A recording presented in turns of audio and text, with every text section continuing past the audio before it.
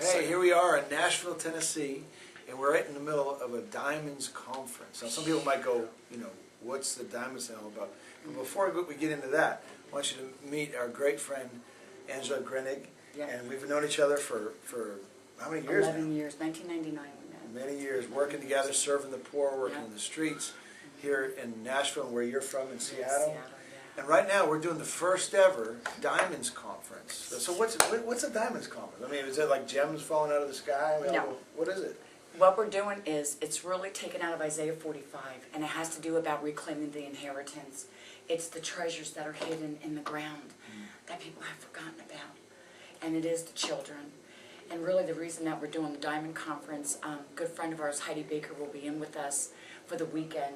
And we are doing this conference to be able to help Heidi, to be able to help tens of thousands of children get sponsored and get placed, and so that they're not forgotten, because there are so many that have been forgotten.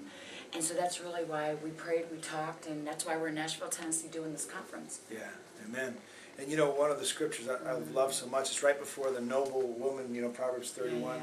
But it says, speak up for those who can't speak for themselves, and defend the cause of the poor and the needy, and for all those who are destitute. And really, part of what we're having the privilege to do together, and with a lot of friends that have come in, is just speak up for those who don't have a voice.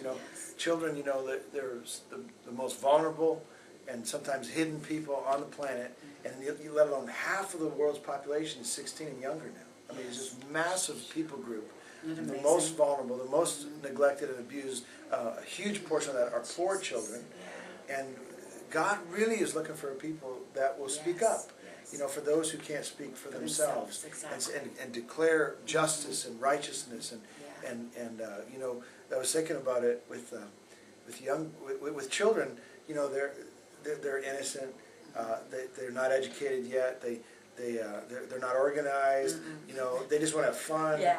So they need someone else. They need people who will say, this is not right, when there's sexual abuse, when there's neglect, when there's not food, when there's not clean water. Inner city America, just fatherless kids everywhere. Like, what do you think we can do as the body of Christ? Is it too big? Is it a giant too big? Or what do you think? I don't believe that, because one seed.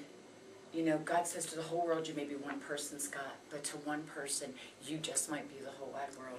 And we need to remember that one person really can make a difference.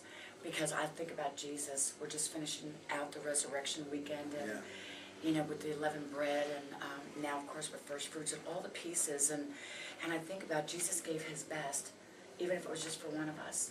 Anyway, last night we had met a woman, and she had this incredible deliverance. And today she got up and spoke and shared. And she was given to satanic ritual abuse, and was pregnant at 11 years old, and she was married at 11. And she had one child who was taken away, and you could just see the wounds and the hurts. But Scott, you had a word that you spoke on, that you taught on, and you asked for someone to come up because God gave you a word. So you take it. God gave you a word. Yeah, well, what we're seeing is there's really a double healing right now. And part of why the children are so ravaged and so neglected and rejected as they've been for really decades now is because the older generation has not been healed. Exactly. And so there's a passage in the Bible, and the little title in the NIV Bible says a sick woman and a dead child.